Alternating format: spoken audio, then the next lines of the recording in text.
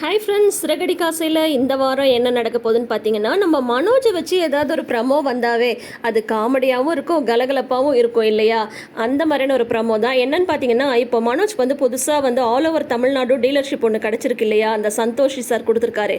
அவர் வந்து சொல்கிறாரு, அந்த ப்ராடக்ட்டுக்கு ஆடே வந்து உங்கள் ஃபேமிலி மெம்பர்ஸை வச்சு தான் வந்து எடுக்க போகிறேன், எனக்கு அதுதான் வந்து பிடிச்சிருக்கு, அதனால் நீங்கள் 4 ஜோடியும் வந்து ரெடியாக இருங்க அப்படின்றது இந்த விஷயத்தை வந்து வீட்டில் வந்து சொல்கிறாரு. அது மட்டும் அவர் சொல்லிங்க, ஒரு ஜோடி 50,000 ரூபாய் தரேன்னு வர சொல்கிறாரு இந்த ஆடில் வந்து நடிக்கிறதுக்கு. ஆனால் நம்ம மனோஜ் தில்லாலங்கடி என்ன பண்ணிடுறாருன்னா, அமௌண்ட்டு அப்படின்ற விஷயத்த அப்படியே மறைச்சிடுறாரு.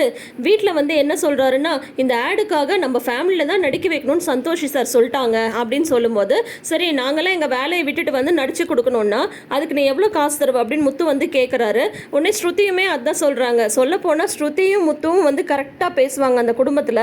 இந்த மீனா வந்து பார்த்தீங்கன்னா ஓவராக வந்து சென்டிமெண்ட்டோட பேசுவாங்க.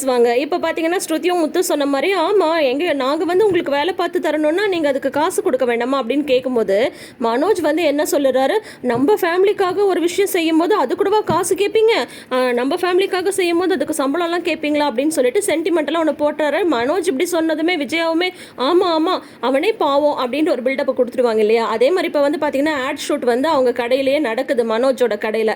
அந்த டைரக்டர் வந்து மறுபடியும் ரீடேக் வாங்கிட்டே இருக்காங்க.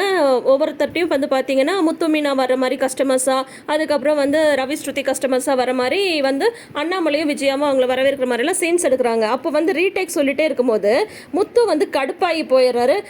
சும்மா என்னையா ரீடேக் சொல்லிட்டு இருக்க, ஓசியில் நடிச்சு கொடுக்குறதே பெரிய விஷயம், இல்லை ரீடேக் வரையா அப்படின்னதும், என்ன சொல்கிறீங்க நீங்கள், இந்த ஒவ்வொருத்தருக்கும் வந்து சந்தோஷி சார் வந்து 25,000 ரூபா கொடுத்துருக்காங்க, ஒரு ஜோடிக்கு வந்து 50,000 ரூபா, நீங்கள் ஒன்றும் ஓசிலெலாம் நடிக்கல அப்படின்னதும் உடனே எல்லாரும் அப்படியே திரும்பி மனோஜை பார்க்குறாங்க.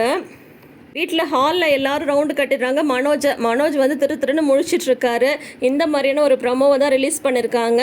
ஆனால் அண்ணாமலைக்கு எது அமைஞ்சிருக்கோ இல்லையோ, பொண்ணும் மாப்பிள்ளையும் ஜோடி மட்டும் கரெக்டாக அமைஞ்சிருக்கு. இப்போ முத்துக்கு வந்து பார்த்தீங்கன்னா உழைச்சி சம்பாரித்து முன்னேறணும்னு நினைக்கிற மீனா, அதே மாதிரி இந்த ஃப்ராடு மனோஜுக்கு வந்து ஃப்ராடு ரோகிணி, ரவி ஸ்ருதி பார்த்தீங்கன்னா 2 பேரும் யதார்த்தமான ஜோடி. அந்த விஷயத்தில் அண்ணாமலைக்கும் விஜயாவுக்கும் ஓகே தான்.